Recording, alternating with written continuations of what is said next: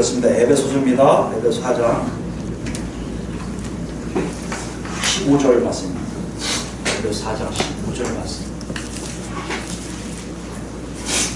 에베소 4장 15절 말씀.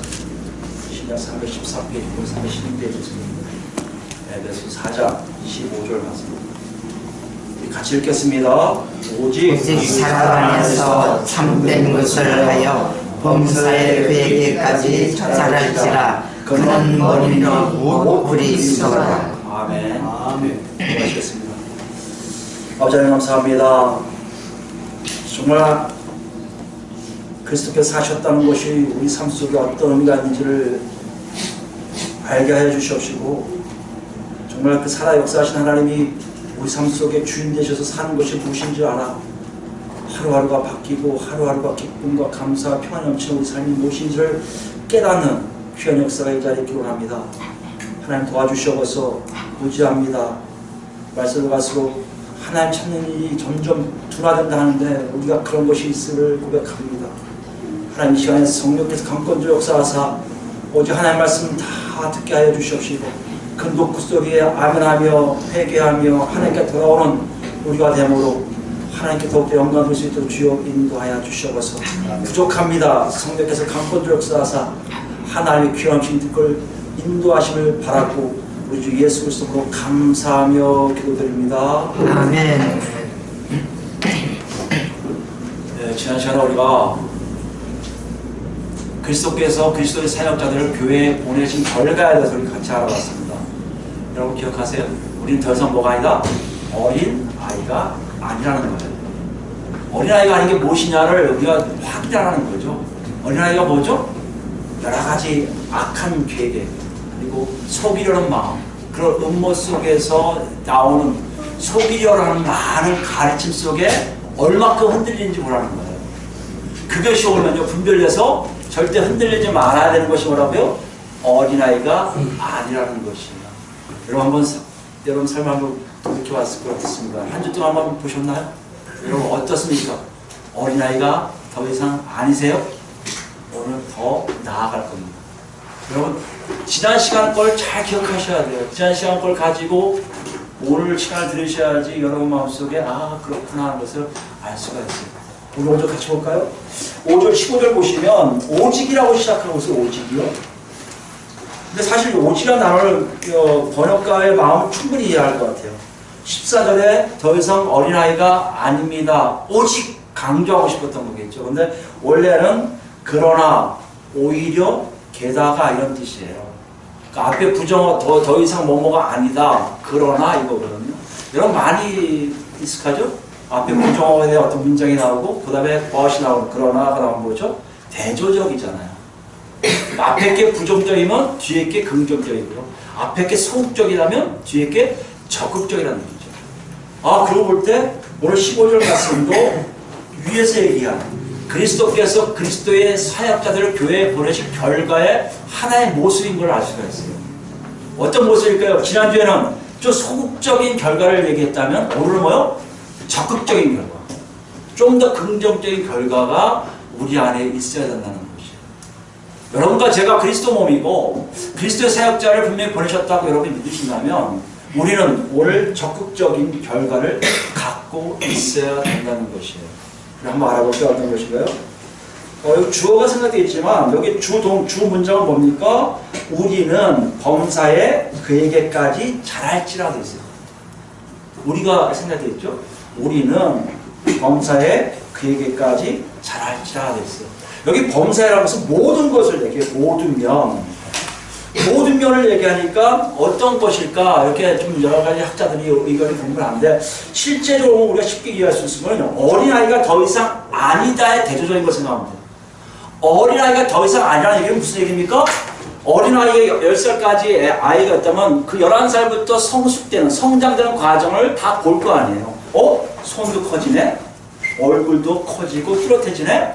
몸도 커지면서 튼튼해지네? 이런 것을 알 거 아닙니까? 그러니까 모든 것이 다 자란다는 의미가 뭡니까? 눈에 보일 정도로 정확하게 내가 성장하고 있음을 알게 된다는 것이에요. 여러분과 제가 어린아이가 더 이상 아닙니다 하고 머물르는 게 아니라 제 몸이 점점 성장하는 것처럼 제 안에서 우리 교회 전체가 그리스도 몸이 성장하고 있음을 눈으로 보라는 거예요. 여러분 이해되시겠어요? 이것을 얘기하고 있습니다. 근데 우리 교회에서 따지게 보면 그에게까지 잘할지라고 구체적으로 얘기하고 있어요. 모든 면이 어떻게 잘하냐의 문제. 그에게까지예요. 여러분 그에게까지 하면 좀 뭐랄까 약간 좀 여러분 힘들 수 있지만 헬라어 시작이라는 게 아시겠죠? 그로 인투 그 안으로 빨려 들어가는 걸 얘기할 수 있어요. 휙 하고 들어간다는 것이에요. 여러분 이건 14절을 이해하시면 쉽습니다. 어떤 걸까요? 어린아이는 어떤 일을 하죠? 모든 가르침에 밀리고 요동쳐요. 조그만 힘에 와서 흔들리는데요. 여기에 성장한 사람들은 모든 면에서 절대 흔들리지 않고 한 방향으로 해서 쑥 들어가는 거예요. 그 안으로 들어가는 일들이 일어나게 되는 거예요. 여러분 믿음도 그 안으로 들어가고요. 여러분이 갖고 있는 지식도 그 안으로 들어가고요. 여러분의 성숙됨도 그 안으로 들어가는 것이 뭐라고요? 자라는 거예요. 더 이상 어린아이가 아니라의 더 적극적인 개념이라는 거예요. 여러분도 제가 여기 있어야 돼요. 여러분이 갖고 있는 모든 것들이 우리가 앞으로 그리스도 몸이라면 이 몸이 모든 면에 있어서 그리스도를 향해서 그를 향해서 슉 들어가야 된다는 얘기예요. 제가 얘기했지만 바로 그가 누구예요? 그는 머리니 곧 그리스도라라고 했어요. 이게 성장이에요. 여러분이 한번 생각해 봅시다. 왜 에이스라는 단어를 썼을까요? 예, 우리 주변에 정말 많은 가르침이 있고 소비려는 거 있고 정말 많아요. 근데 우리 목표가 뭐라고요? 그런 가르침이 정말 그리스도를 향해 있는지를 알게 된다는 것이에요. 여러분 삶 속에 내 삶의 모든 것들이 그리스도를 향하고 있는지 알지를 확인하라는 것이에요. 다시 얘기할까요? 성장이라는 의미는, 자란다는 의미는, 어린아이가 더 이상 아니라는 의미는 우리가 그리스도에 점점 근접하는 거예요. 몸이 머리와 붙어있는 것처럼 머리 대신 그리스도에게 점점 근접할 뿐만 아니라 이것도 결론적으로 뭡니까? 머리가 원하는 대로 몸이 그대로 돼 간다는 거예요. 이게 성장이에요, 여러분. 여러분 여기서 우리가 중요한 개념이 떠올라요. 교회가 성장했다? 어떻게 보실 거란 말이에요. 한국교회가 다 성장을 했다고 얘기를 해요. 그리고 숫자를 얘기합니다. 저 교회가 성장했어. 저 교회가 몇천 명이야, 몇백 명이야, 몇만 명이야. 그래서 성장했다고 얘기해요. 지금도 계속해서 사람들이 들어오니까 성장하고 있다고 얘기해요. 물론 양쪽으로 성장한다는 것이 이해가 됩니다. 충분히 성장하고 있다고 얘기할 수 있겠죠. 그러나 성경에서 얘기하는 그 얘기가 아니에요. 숫자 개념이 아니에요. 양적 개념이 아니에요. 정말 몸이, 그리스도 몸이 어디에 가까이 가야 한다고요? 그리스도로 향하고 있는 문제예요. 그리스도 안으로 들어가고 있는 문제예요. 모두니까 개개인이 그리스도로 향하고 있는지 여부예요. 숫자에 상관없어요. 그 숫자는요, 제가 다시 여러분들 말씀드리지만 하나님이 정하십니다. 그리스도인 교회를 하나님이 이 땅에 정말 세우실 계획이 있었다면 그리스도인 교회를 통해서 하나님이 채울 양이 있어요. 몇 명. 문제 뭐라고요? 우리가 관심 가져야 할 것은 몇 명이 아니에요, 여러분. 여러분 각자뿐만 아니라 들어온 사람 모두가 어디를 향하고 있어야 된다고요? 그리스도로 향하고 있고 그리스도와 근접해 있어야 되고 그리스도와 같은 삶을 살고 있는지를 확인해야 된다는 거예요. 교회가 10명이었든 20명이었든 이 당시 10명, 20명밖에 안 됐습니다. 100명이었든 1000명이었든 10,000명이었든 이게 중요한 게 아니에요. 10,000명이면 10,000명 모두 다 그리스도께 향해야만이 그것이 성장한 거예요. 10명도 마찬가지고요. 그러기 위해서 누굴 보냈었어요? 그리스도께서 그리스도의 사역자들을 보내신 거예요. 여러분 한번 생각해 보세요. 그리스도 사역자가 우리한테 있다고 여러분 고백했잖아요. 그럼 분명히 있어야 돼요. 우리가 더 이상 어린아이가 아닌 거에 요동치지 않는 거에 만족하면 안 돼요. 우리는 이런 가르침 저런 가르침 전혀 흔들리지 않습니다. 가만히 있어요. 우리는 전혀 그런 일이 없어요. 이거에 만족하면 안 돼요. 뭐에 만족하셔야 된다고요? 흔들림이 없는 거에 만족하지 말고 어디로 간다고요? 그리스도께 점점 가까워지고 있는지를 확인하셔야 된다는 것이에요. 이게 우리에게 그리스도의 사역자를 주신 결과의 모습입니다. 여러분 그렇습니까? 그 어떻게 이걸 알 수 있죠? 오늘 본문을 이렇게 얘기했어요. 19절 다시 오시면요. 그 앞에 뭐라고 그랬습니까? 참된 것을 하여 범사에 그에까지 잘하시고 있어요. 뭐라요? 참된 것을 하여 어디 안에서요? 사랑 안에서. 여기서 참된 걸 한다고 번역되어 있어요. 저 개혁개정하고 옛날 개혁성경으로 되어 있는데 참된 것을 한다고 하니까 진리 가운데 사는 것을 얘기할 수 있어요. 학자들이 두 가지가 있는데요. 사실 이 단어가 왜 학자들이 연구하기 시작했냐면 이 단어에는요 참된 것을 하다는 얘기가 없습니다. 단순하게 뭐요? 진리를 말하다예요. 진리를 말하다. 여기도 뭐 주석 이게 간줄 달아갖고 뒤에 잘하되 뭐 여기 보면 3절일까 뭐 또는 참된 생활을 하여 되어 있거든요. 그러니까 생활을 한다는 개념이 아니에요. 학자들이 대부분 이렇게 끄덕끄덕 하는 게 뭐라고요? 그냥 단순하게 뭘 얘기한다고요? 진리를 말하는 것을 얘기해요. 여러분이 문맥적으로 맞다고 생각합니다. 참된 생활을 하는 게 아니라 우리가 무엇을 하고 있다. 우리가 이렇게 이런 일을 하고 있다. 이걸 통해서 우리가 정말 그리스도 몸으로 성장하고 있다고 얘기하는 게 아니라 뭐가 해야 된다고요? 각 심령들이, 각 마음들이, 각 입들이 뭐요? 진리를 말할 때 성장한다는 것이에요. 굉장히 난해하잖아요. 그래 문맥이 맞아요. 왜 문맥이 맞습니까? 14절에 뭐라고 되어 있어요? 온갖 교훈의 풍조에 밀려서 왔다 갔다 한다는 거예요. 많은 가르침들이 우리 안에 막 몰려와요. 몰려오기 때문에 내 생활이 지난 시간에 우리 같이 봤지만 내가 하는 일들이 정말 하나님의 뜻인지 아닌지를 정확하게 구별하기가 쉽지가 않아요. 그래서 사역들을 보냈다고 했잖아요. 무슨 말씀이에요? 많은 가르침이 왔는데 사람들은요 예수 그리스도를 통해서 살다 보니까 이게 진리입니다. 이게 진리입니다. 이게 진리입니다 하고 분별할 수가 있다는 것이에요. 수없이 많은 가르침이 왔는데 그 중에 진리를 말할 수 있는 능력, 그게 교회를, 그리스도 몸을 성장시킨다는 것이에요. 전적인 하나님의 역사입니다.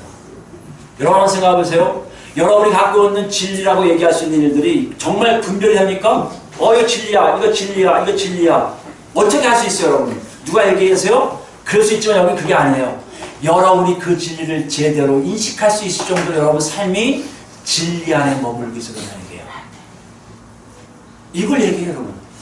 여기에 진리를 말한 것은요, 우리 목사님이 이거 진리라고 얘기했어요. 얘기 그거 아니에요. 모든 사람이 동일하게 이건 진리입니다 라고 얘기한 사람들이 하나 둘 모이면 그게 그리스도 몸이고요. 그런 고백이 있는 곳에서 하나님이 그들을 성장시킨 역사를 하는 것이에요. 다시 얘기한다. 진리를 여러분 받을 때, 여러분이 인식해서 여러분이 경험할 때, 그것이 진리라고 깨달아질 때 고백한단 말이에요. 말한단 말이에요. 이것이 진리입니다 하고 이게 고백이 그 교회를 성숙되게 한다는 것이에요. 어떻게 가능합니까? 사랑 안에서의 사랑 안에서. 여러분, 요게 좀 여러 가지 문제가 있는데요. 에베소서에 가장 많이 쓰는 게 사랑 안에서요. 사랑 안에서. 사랑 안에서, 사랑 안에서. 사랑이 뭘까요? 우리가 에베소에 좀 3장에 되겠잖아요. 사랑이 뭐라고요? 하나님을 알 때 비로소 아는 거예요. 관계적 언어라고 했어요. 사랑은 뭘 얘기할까 그럼요? 하나님의 뜻 안에서 사는 것을 얘기해요. 누가 그래요? 지금 중요한 거 놓치면 안 돼요. 누굴 보내셨다고요? 그리스도의 사역자들, 그리스도의 선물들을 보냈다는 얘기예요. 그리스도의 사역자들인 사도들, 선지자들, 복음 전하는 자들, 목사들과 교사들이 와서 그러는 거예요. 여러분 이것은 그리스도의 뜻입니다 하고 선포하면 일반 성도들이 살다가 맞습니다, 저것은 진리입니다 라고 얘기한다는 것이에요. 그게 사랑 안에서 진리를 말하되 얘기합니다. 여러분 지금 성경 안에 있는 내용이 뭐예요? 성경을 읽어가면서 하나님 이것이 진리입니다 하고 얘기하는 게 같은 맥락으로 얘기가 된다면 여러분과 저의 이 모임은 그리스도 몸이고 분명히 성장하게 될 거예요. 정말 그러겠습니까? 있는 안 해요. 우리 한번 이걸 제대로 한번 얘기해 볼까요? 우리 삶 속에 성장하고 있는지 아닌지 확실히 알 수 있는 거예요. 오늘 무슨 날이라고 했죠? 부활을 기념하는 부활주일이라고 했어요. 여러분 부활이 진리입니까 아닙니까? 진리예요, 그죠? 예수 그리스도께서 부활하신 것은 진리예요. 여러분 각자가 여러분 한번 생각해 보세요. 그 진리를 어떻게 아세요? 부활을 통한 결과치가 여러분 속에 삶 속에 나타나야만 비로소 그것이 진리인 줄 알아요. 부활을 여러분 진리라고 고백한 사람 많아요? 부활주의니까 그리스도께서 부활하셨습니다. 나는 부활을 믿습니다. 부활 시간 속에 내가 받겠습니다. 얘기하는 사람이 많아요. 그런데 진정한 부활의 진리가 될 수 있는 것 딱 하나는요, 그리스도의 사도들, 그리스도의 사역자들이 와서 얘기한 것과 여러분이 체험한 삶이 일치할 때만 진리라는 것이에요. 여러분 심각하게 고민해 보셔야 됩니다. 오늘 부활주의를 한다면 부활이 정말 여러분의 진리가 되십니까? 그럼 여러분은 여러분이 부활 때문에 얻어진 결과를 여러분이 맡고 있어야 된다는 얘기예요. 갖고 있어야 된다는 얘기예요. 오늘 여기서 같이 알아볼까요? 하나하나 알아볼 때 여러분 고백이 나올 겁니다. 맞습니다. 저는 이거 체험하고 있어요. 맞습니다. 이건 저는 체험하고 있어요. 이럴 때 비로소 여러분과 저는 뭐요? 성장하고 있음을 안다는 것이에요. 이걸 알기 위해서 사도 바울이 쓴 로마서를 중심할 겁니다. 로마서는 굉장히 교리적으로 구원의 교리, 하나님의 백성도 어떻게 살 것인가 잘 기억하거든요. 우리 3장부터 볼까요? 3장 23절부터 볼까요? 제가 이것을 읽는 이유는 여러분 같이 읽는 이유는 딱 한 가지예요. 원래 여기서 나온 말씀이 그냥 말씀으로 여기지 마시고요, 정말 여러분에게 진리인지를 아닌지를 확인하셔야 됩니다. 그럼 곧 부활이 우리에게 주는 정말 진리, 부활이 나한테 영향을 미치는 그 일이 실제적으로 일어난지 아닌지를 확인할 수 있다는 것이에요. 성경에는요, 이게 무슨 말이기 때문에 신약은요, 사도들의 가르침이거든요. 사도들은요, 그리스도의 사역자들이거든요. 그리스도께서 그리스도 뜻을 증거하는 그 증거물이 여러분 안에 와서 삶에 적용돼서 맞습니다. 그것은 진리입니다고 고백하는 게 뭐라고요? 아까 얘기한 사랑 안에서 진리를 말함으로 우리가 성장한다는 얘기예요. 여러분이 여기 있는 내용들이 다 입에서 정말 경험적으로 나온다면 여러분은 성장하고 있고요, 그 모임이 그 한 사람뿐만 아니라 몇 사람, 아니 10사람, 우리 모임 전체가 다 고백한다면 우리는 그리스도의 몸이고요, 그리스도 몸인데 더 이상 어린아이가 아니고요, 많이 성장하고 있는 몸이라는 것이에요. 한번 우리 확인해 봅시다. 24절 볼까요? 모든 사람이 죄를 범하였음에 하나님의 영광에 이르지 못하더니, 모든 사람이 죄를 범하였다는 것에 대한 진리예요. 하나님 없는 사람들은 다 죄가 있다는 것이에요. 이것을 받아들인 사람이 뭐라고요? 진리라고 했죠. 모든 사람은 다 죄에 빠져 있었습니다. 아니 지금도 빠져 있습니다 라고 고백하는 사람들, 그게 진리라는 얘기예요. 여러분 이거 잘 들으셔야 돼요. 여기서 죄의 문제는 뭡니까? 하나님 없는 걸 얘기해요. 우리가 살인하고 거짓말하고 우리가 나쁜 짓 하는 걸 죄라고 얘기해요. 사회적으로 죄가 될 수 있어요. 성경에서 얘기하는 죄는요, 왜 그런 일이 나오냐? 원인부터 얘기해요. 그 원인이 뭐라고요? 나한테 하나님이 없으면 그것이 죄예요. 이게 진리입니다. 나는 예수 믿어서 괜찮아요. 그럴 수도 있어요. 그런데 내 안에 하나님 안 계세요. 그럼 거짓말이라는 얘기예요. 하나님 안 계시다는 얘기는 뭡니까? 여러분이 이미 죄의 덩어리에 빠져 있다는 것이에요. 이게 바로 뭐라고요? 모든 사람이 죄를 범하였으며 하나님 영광에 이르지 못하는 것입니다. 이걸 여러분 체험한 사람들이 많을 거예요. 거듭날 때 자기 자신의 더러움을 보고 막 싫어서 하나님 어쩜 좋습니까? 눈물 흘려 회개하신 분들은 뚜렷할 거예요. 거듭남에 체험 없는 사람들은 이게 무슨 말인지 이해할 수 없을 수도 있을 겁니다. 그런데 지금 하나님 놓고 하시는 거예요. 너는 지금 어떠니? 이것이 정확하게 나오면 들어보니 여러분 스스로 한번 고백해 보시기 바랍니다. 아닙니까? 아닙니까? 24절입니다. 그리스도 예수 안에 있는 성령으로 말미암아 하나님의 은혜로 값없이 의롭다 하심을 얻은 자 되었느니라. 누구 때문에요? 예수 안에서예요. 25절입니다. 이 예수를 하나님이 그의 피로써 믿음으로 말미암아 화목제물로 세우셨으니, 누굴요? 당신의 아들이신 예수를 화목제물로 세웠다는 진리예요. 여러분 이것을 체험한 사람은 진리라고 여겨요. 예수 그리스도께서 화목제물로 돌아가신 게 나하고 무슨 상관이 하는 사람 참 많습니다. 세상에 대부분 사람은 거기에 있어요. 그 예수가 죽은 거와 나하고 무슨 상관이 있어? 그 진리가 아니라는 얘기예요. 아무리 좋은 가르침, 아무리 훌륭한 가르침이 나한테 많이 와도 예수가 나를 위해서 십자가 못 박혀 죽으셨습니다를 안 얘기한다면 너는 진리 아니야 라고 선포한단 말이에요. 그게 바로 진리를 말하는 거예요. 여러분 정말 믿습니까? 여러분 자신을 위해서, 이 모든 일을 위해서, 아니 이 우주 만물을 위해서 예수님이 화목제물로 돌아가신 것을 믿습니까? 이게 진리가 된다는 얘기예요.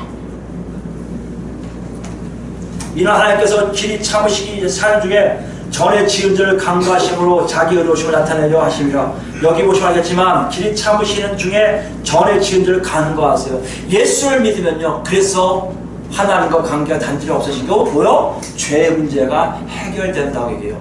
그건요, 우리가 잘나서가 아니에요. 예수를 피를 믿으면 그렇게 된다고 누가요? 하나님이 약속하셨기 때문에.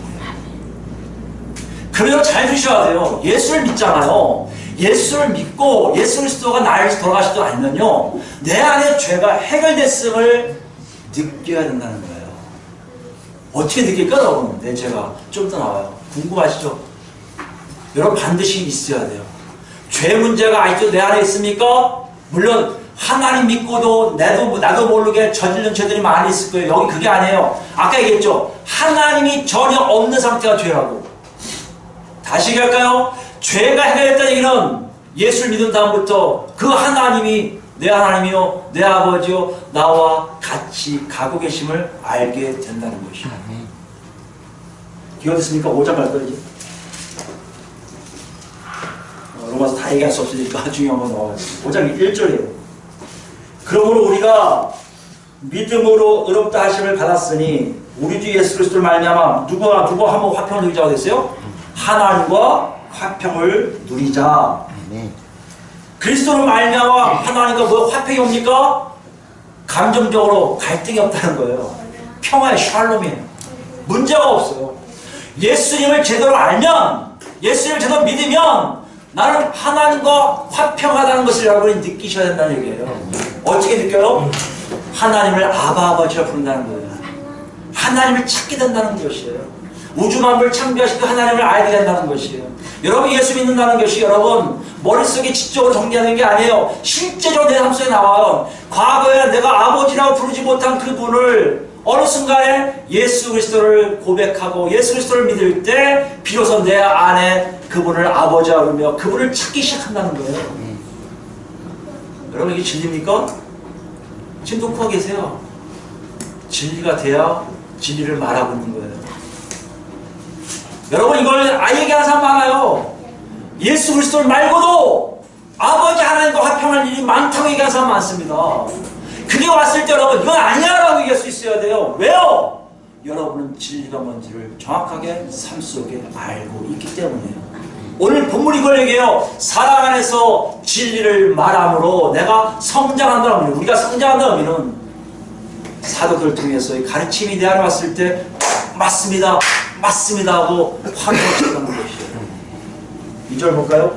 또한 그로 말미암아 우리가 믿음으로 서 있는 이 은혜에 들어감을 얻으며 하나님의 영광을 바라고 즐거워하리라. 뭐 하고 있다는 거예요? 하나님을 바라요. 하나님 영광을 좋아해요.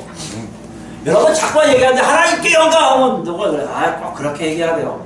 하나님께 영광 박수했습니다. 꼭 박수 쳐야 돼요. 무슨 영광, 그냥 살면 되지. 이런 사람 많아요. 근데 안 그래요. 하나님께 영광을 하면요, 우리 전부가 드려도 모자라는 거예요. 그걸 바랄 수밖에 없어요. 왜요? 예수 그리스도의 피가 나를 그분을 만나게 하기 때문에. 여기는 말씀하셔서 다시 얘기합니다. 이거 사도들의 가르침이에요. 특히 바울 사도의 가르침이에요. 이 가르침이 여러분한테 왔을 때 여러분 상태를 어디까지 성숙되는지, 아직은 어린애인지, 아니면 전혀 모르고 있는 건지 그 녹음을 들려드립니다. 영광을 바라고 즐거워하느니라. 어떻게 하나님을 만날 수 있습니까? 6절 할까요?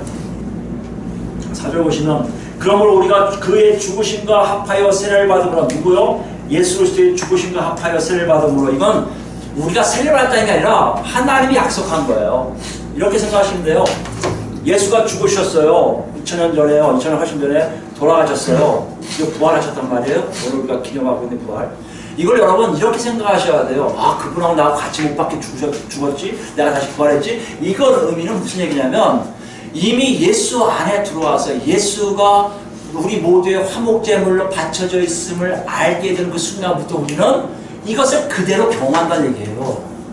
입으로 고백하라고 자꾸 얘기하잖아요. 당신 예수 그리스도와 함께 십자가 못 박힌 걸 믿어? 믿습니다. 다시 부활한 걸 믿어? 이 얘기 결론 좀 뭔지 아십니까? 2000년 전의 사건이 나를 어떤 식으로 바꿔놨는지를 정확하게 알라는 거예요. 예수 믿는 건요, 내가 십자가를 믿습니다. 잘하고 계세요. 내가 부활을 믿습니다. 잘하고 계세요. 그런데요, 예수 그리스도의 죽으심과 부활하심이 나한테 지금 이런 역사를 하고 있어요 라고 고백하는 거란 말이에요. 여러분, 과거형이 아니에요. 현재형이에요. 내가 지금 그렇게 살고 있습니다 라는 거예요. 이게 뭐예요? 그와 함께 장사된다는 이는 주일 거예요. 아버지의 영광으로 말미암아 그리스도를 죽은 자 가운데 살리신 같이 우리도 또한 어디 가운데 행하게 한다고요? 새 생명 가운데 행하게 하려 함이라. 새 생명을 얻었다는 얘기예요. 여러분, 이게 거듭남의 놀라움이에요. 과거의 삶과 현재 내 삶이 달라요. 여기 뉴자가 붙습니다. 라이프 똑같아요. 올드 라이프. 옛날 생명, 지금 생명이 아니라 과거와 내 삶이 완전히 바뀐다는 얘기입니다. 과거의 형식과 지금의 형식이 다를 뿐만 아니라 과거에 내가 누렸던 것과 지금 누리고 있는 것이 다르다는 거예요. 왜요? 나도 모르게 예수를 그리스도로 고백하는 그 순간 아버지께서 약속하신 놀라움이 나를 주시고 나서 이 처음 있는 사람만 뭐 한다고요? 이 대목을 보면 아멘 하고 그리스도의 그 놀라움 진리심이라고 선언한다는 거예요. 여러분, 선하고 계세요? 진리를 말하고 계세요? 예수님이 돌아가신 걸 내가 알기 때문에, 부활하신 걸 알기 때문에 내가 정말 새로운 삶을 살고 있습니다 라고 고백합니까? 이것이 진리를 말하는 거예요. 여러분 알고 있는 상식을 얘기하는 게 아니라 내 삶을 증거하는 것이 진리를 말하는 거라고 말씀하고 계시다는 거예요. 5절입니다. 만약 우리가 그의 죽으심과 같은 모양으로 연합된 자가 되었으면 또한 그의 부활과 같은 모양으로 연합된 자가 아니라 부활은 그 모양과 관계되어 죽으심하고 발연결돼요. 난 죽으심을 믿는데 부활을 못 믿겠다? 거짓말이라는 얘기예요, 여러분. 잘 주셔야 돼요. 거짓 증거가, 거짓 진리가 뭔지 잘 알아셔야 됩니다. 나는 예수 그리스도의 죽으심을 믿겠는데 부활하심을 못 믿는다? 이건 내 생각이에요. 내 머리에서 나온 생각이란 말이에요. 하나님의 방법은 그게 아니에요. 죽으심 믿어? 바로 부활하심을 그냥 처음해요. 어떻게 해요? 내가 바뀐 걸 안단 말이에요. 내가 새 생명 가운데 사는 걸 안단 말이에요. 나는 예수를 믿었어. 나는 죽은 걸 믿는데 부활을 못 믿겠어. 어떻게 부활을 하나님이 어떻게 사람을 다시 살려? 이건 거짓말이라는 얘기예요. 진리가 아니라는 얘기예요. 오늘 말씀하시는 뭡니까? 그리스도의 사역자들이 가르치면 뭔지 아십니까? 네가 죽으심에 동참하면 자연스럽게 부활함에 함께 하는 거라는 것입니다. 여러분의 믿음을 점검하세요. 나는 부활을 믿습니다. 믿습니다. 이게 아니라 부활은요, 여러분 안에 정말 내 삶 속에 나타나 있다는 것이에요. 6절입니다. 우리가 알거니와 우리 옛사람이 예수와 함께 십자가 못 박힌 것은 죄의 몸이 죽어 다시는 우리가 죄에게 종노하지 아니하려 함이니 이는 죽은 자가 죄에서 벗어나 의롭게 하심을 얻었습니다. 만약 우리가 그리스도와 함께 죽었으면 또한 그와 함께 살 줄 믿느니. 나오죠? 죽었으면 사요 그냥. 여러분 십자가에서 죽었다는 것을 여러분 고백하시려면 그 진리라고 한다면 여러분 부활을 저절로 자동으로 체험하는 거예요. 그 증거가 뭔지 아시면 보세요. 9절. 이는 그리스도께서 죽은 자 가운데서 살아났음에 다시 죽지 아니하시고 사망이 다시 그를 주장하지 못할 줄 아니로다. 그가 죽으심은 죄에 대하여 단번에 죽으심이요. 죄에 대해 단번에 죽을 때 무슨 말입니까? 하나님과 우리를 단절시켰던 걸 단번에 죽으셨단 말이에요. 다시 얘기할까요? 부활의 의미 뭐라고요? 내가 하나님을 만나는 거예요. 내가 하나님을 알게 되는 거예요. 왜요? 예수님이 그것 때문에 죽으셨으니까.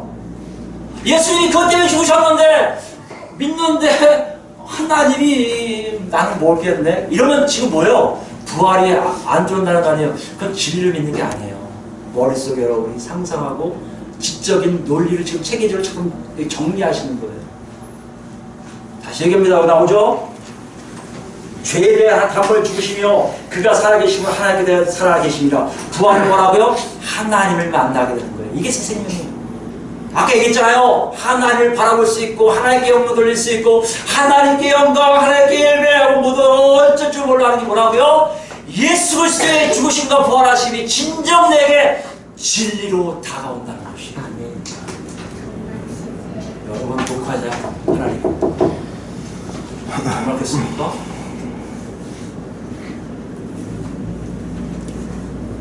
(11절) 마지막에 있습니다. 이와 같이 너희도 너희 자신을 죄에 대하여 죽은 자요 그리스도 예수 안에서 하나님께 대하여 살아있는 자로 여길지어다. 정치적이라는 얘기예요, 여러분. 과거형이 아니에요. 현재는 뭐요? 하나님을 만나요. 죄는 더 이상 여러분을 이렇게 건드리지 못해요. 무슨 말이에요? 하나님과 단절시키는 죄를 얘기해요. 하나님과 멀어지게 하는 죄란 말이에요. 그건 여러분 이미 여러분 해방됐어요. 점점 살수록요, 여러분 점점 해방될 겁니다. 뭐가 점점 가까워질 거예요? 하나님과 관계하는 거예요. 하나님께 나아가면 점점 가까워질 거예요. 이게 진리예요. 이것을 여러분 뚜렷하게 느껴지시다면 여러분은 성장하시는 것이고 성숙되게 되는 것이고, 그런 사람들이 많이 모이는 곳은 교회이면서 바로 하나님 안에서 성장하는 교회라는 얘기예요. 사이즈 상관없이. 만명교회 목사님, 2만명 교회 목사님 큰일 났다. 그 사람들 다 그렇게 시키려고 어떡하려고 저러시나. 이게 또 교만이에요. 잘못된 생각이에요. 하나님이 하시면 하여. 문제가 뭐예요? 각자 사람들 마음속에 그런 마음이 있는지 없는지 확인하셔야 돼요. 우리가 말해 그리스도 몸입니까? 여러분 정말 그러고 계세요? 여러분 정말 그리스도 몸이세요. 성장하고 계세요. 이것이 어떻게 가능합니까? 8장 할 거나요?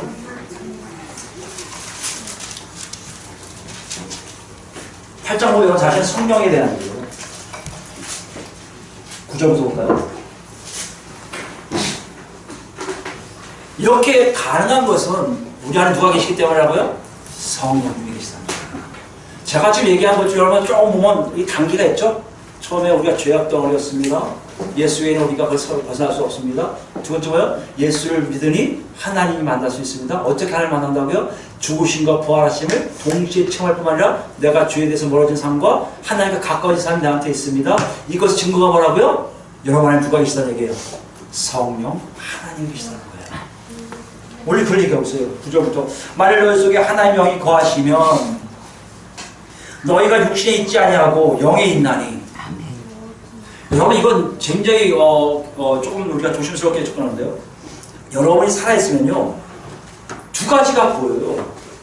아 이건 영의 생각, 하나님의 뜻이구나. 이건 세상적 생각인데 내 육신이 나를 인도하는데, 이것이 여러분 분별이 된다는 얘기예요. 그래야 죄에 대해서 멀고 하나님께 가까이 하는 것을 알 수 있다는 것이에요. 성령님이 오시면 일을 한다니까요. 죄에 대해서, 의에 대해서, 심판에 대해서 얘기하신다고 하잖아요. 죄가 뭔지 알게 하세요. 의로움이 뭔지 알게 하세요. 심판이 어떤 걸 알게 하신단 말이에요. 여러분 거짓말이 아니에요. 진리예요. 진리이기 때문에 그것을 경험한 사람들이 고백한단 말이에요. 성령이 내 안에 오시니 내가 비로소 하나님의 뜻이 뭔지를 알았나이다. 이게 뭐예요? 거듭남이라는 얘기예요. 다시 태어났다는 얘기예요. 여러분 지금 이걸 얘기하고 있어요. 내 안에 있는 것이 보여요. 육신의 생각인지 영의 생각인지. 그러면 내가 느낀 게 뭐예요, 여러분?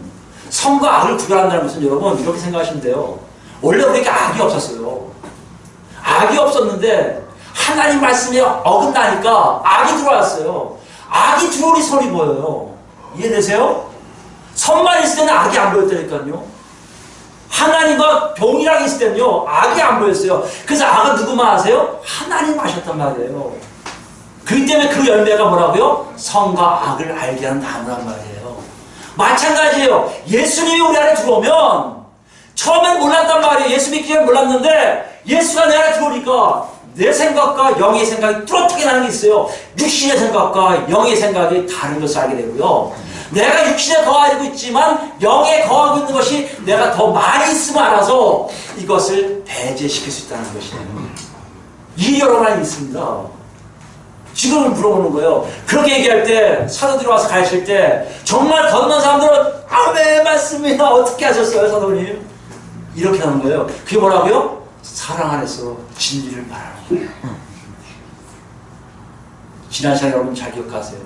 하나님 법과 인간들의 가르침, 전 장로들의 이 뭐죠? 가르침은 차이가 날 수 있지만 사도들에 의해서 같이 맞습니다, 맞습니다, 맞습니다는 진리를 말하는 거예요. 내 행동을 평가하는 게 아니라 진리를 평가하는 거예요, 여러분.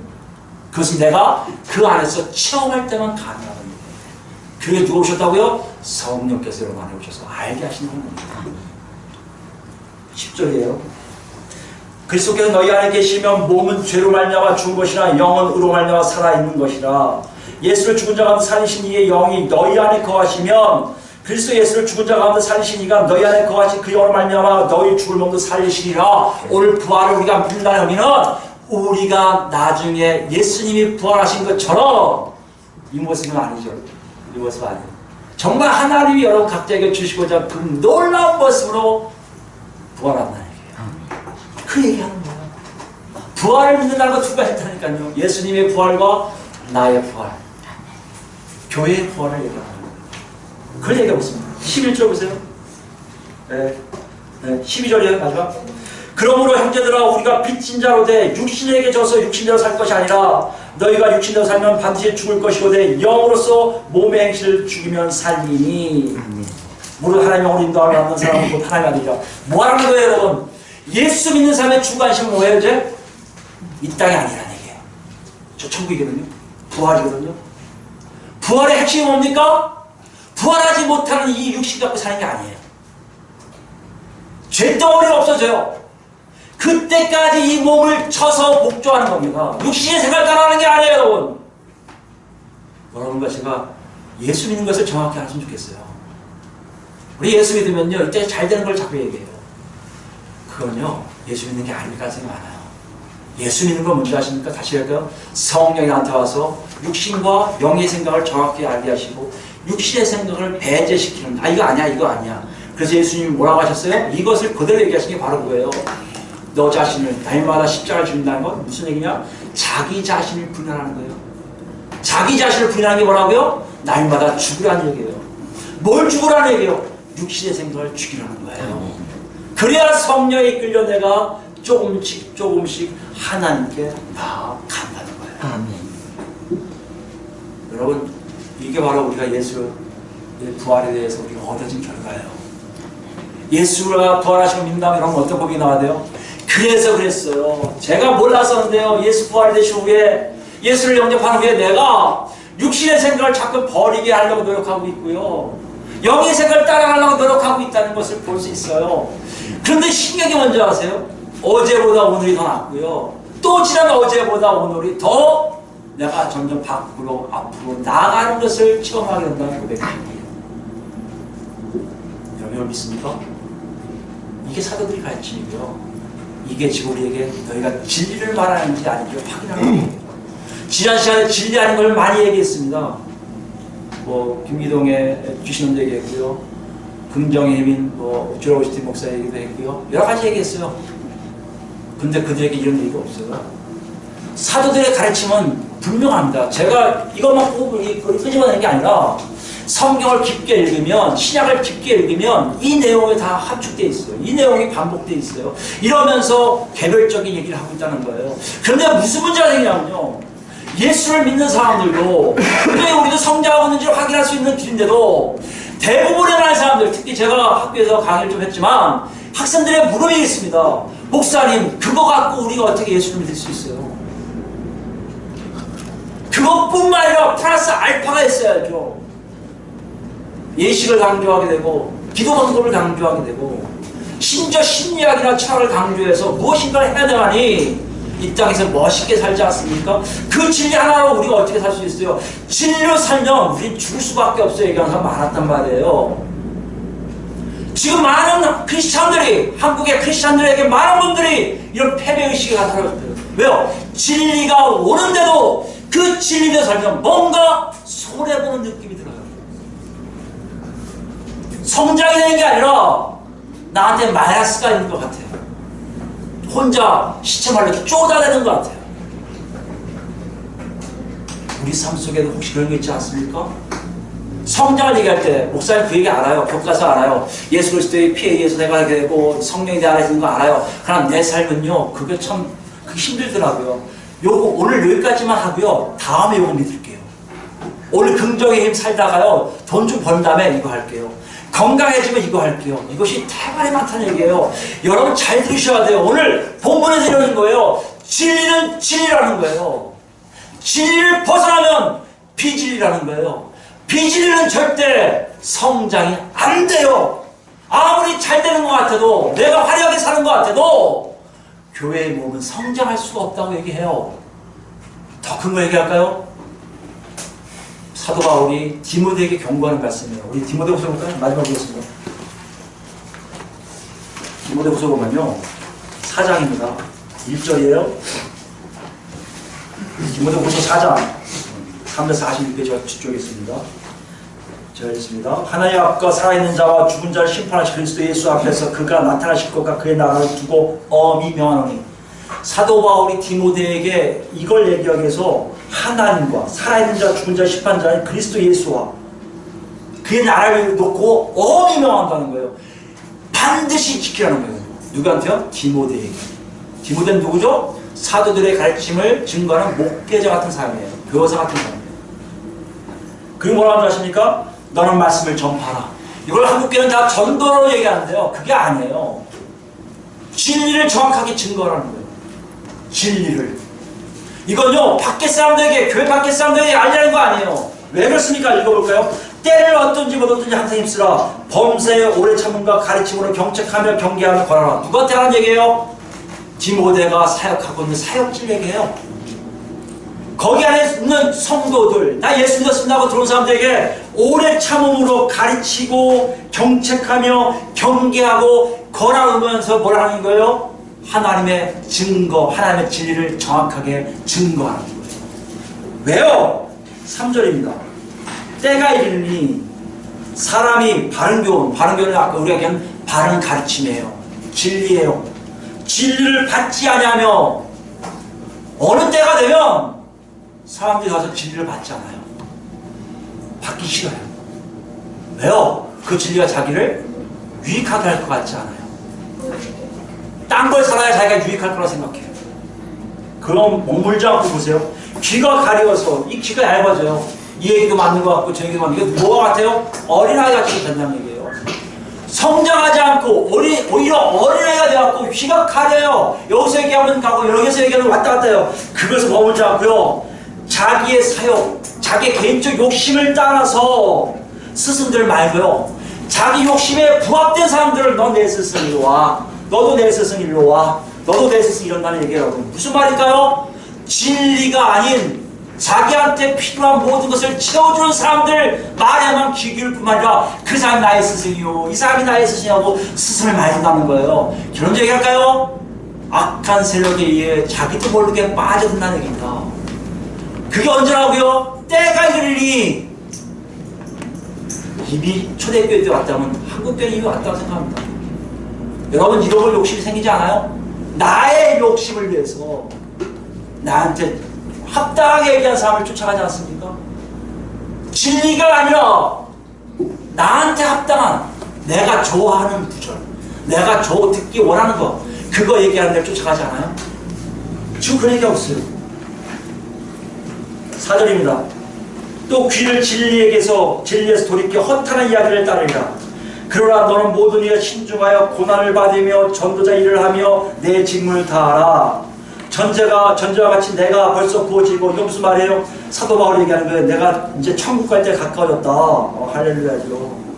나의 떠날 시각이 가까워졌다. 그렇죠? 지킨 거예요. 7절 나는 선한 싸움을 싸우고 나의 달려갈 길을 마치고 믿음을 지켰으니. 할렐루야. 사도 바울이 자기를 자평하는 거예요. 저렇게 자기 사역에 맞춰서 진리를 벗어나지 않고 진리를 지키며 진리를 고백하는 자뿐만 아니라 그리스도께 자기를 보내신 일들을 잘 지켜서 이제는 간다는 얘기예요. 8절입니다. 이제후로는 나를 위하여 의의 멸관이 예비되었으므로 죽고 의로우신 재판장이 그날에 내게 주실 것이며. 심판장에서 예수님이 너는 멸류관이야, 승리의 멸류관을 주신단 말이에요. 누구에게요? 바울에게요. 근데요, 바울은 또 하나 붙입니다. 내게만 아니라 주의 나타나심을 사모하는 모든 자에게 도리라. 바울처럼 진리에 벗어날 것 하지 않고 진리를 고백하며 아무리 힘들어도 아무리 어려워도 진리가 나한테 유익이 없어도 내가 저렇게 살다 손해를 잔뜩 볼 것 같아도 이 땅에서 순교를 당할 것 같아도 오직 그 진리만 쫓아가는 사람들에게 하나님은 구원을 주신다는 거예요. 아멘. 오물이 그걸 얘기해요. 여러분 진리를 고백하고 계십니까? 수없이 많은 가르침에서 여러분 진리가 진리다, 이것이 진리입니다, 이것이 진리입니다 얘기하고 계세요. 오늘 아까 얘기한 로마서 얘기했어요. 여러분 몇 가지를 암행하고 계십니까? 숨고 싶으세요? 아, 나중에요. 나중에요. 아니요. 놓고 하세요. 진리는 진리입니다. 진리 안에 살아야 구원이 있습니다. 아멘. 하나님 여러분을 지금 부르게 쓰단 말이에요. 오늘 본문 이거에게요. 네가 어디서 떨어질 거라는 겁니다. 이게 떨어졌습니까? 빨리 주세요. 그 자리에서 예수를 찾으세요. 그 자리에서 성령이 의지하세요. 이때 우리는 그리스도 몸 전체가 성장하는 걸 느낄 뿐만 아니라 내 안에 진정으로 하나님이 주신 의의 멸관이 되는 겁니다.